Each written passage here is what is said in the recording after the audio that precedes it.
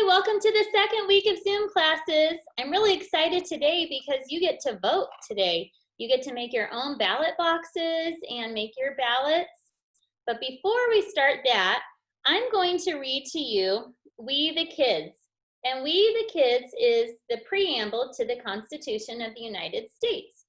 And the Constitution is a list of rules and promises that show us ways to have happiness, comfort, and safety.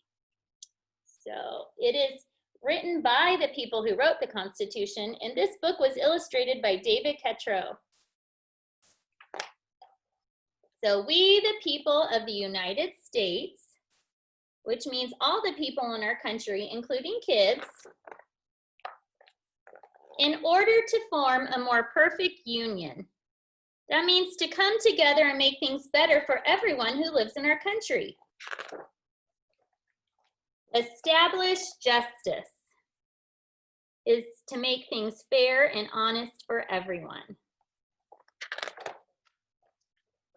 Ensure domestic tranquility.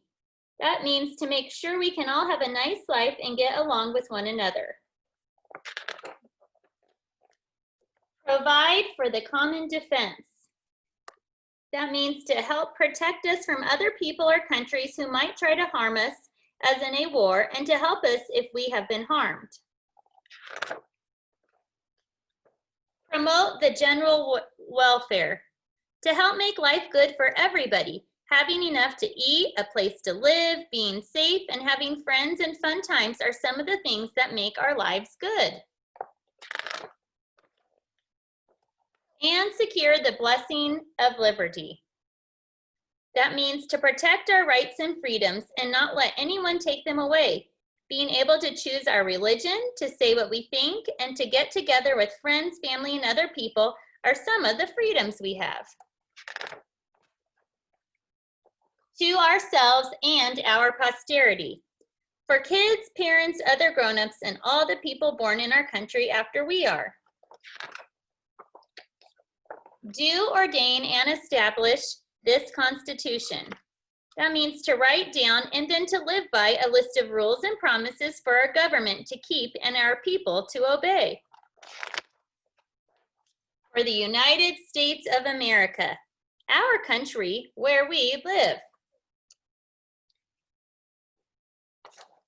So today you are going to get to vote. And in the United States of America, if you are a U.S. citizen and you're 18 years old, you can vote. It hasn't always been that way. Voting started in 1776, and the first time people could vote, it was only white men that could vote, and they had to own land. Now, everyone who is a U.S. citizen can vote.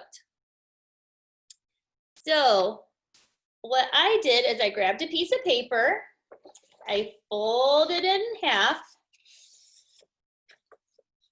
Actually, if you want to pause this and go get a piece of paper and a marker and scissors, you might want to do that, and then you can follow along with me as we do it. Okay, so if you pause me, I am back, or if you had the paper and scissors and marker, that's great. So I folded it in half, then I opened it like this, and then I folded and I folded. So I had 4 columns. And I just wrote the same thing in each column. So I said vote, and you're going to get to vote for a bear or a dog. So here is my bear. And here is my dog. So when you vote, you only get to choose one. And maybe you don't like bears or dogs, and you really wish that wasn't part of the options. But that's sometimes the hard thing with voting. Sometimes you don't like any of the choices, so you have to choose which one you would prefer over the other one.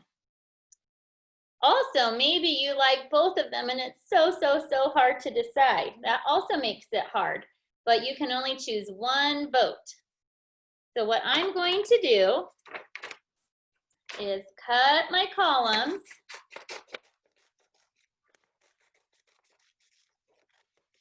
So that you have ballots. You are making ballots. And you can let family or friends, however many of these you want to make, you can make. And you're going to have them vote for one. And when they vote, they can't show you what they're doing or other people. It's just their vote.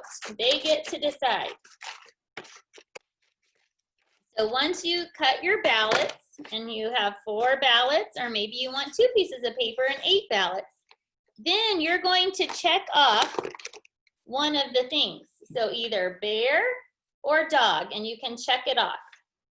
When you're done doing that, you'll get to fold your ballot, and then you can place it in your ballot box.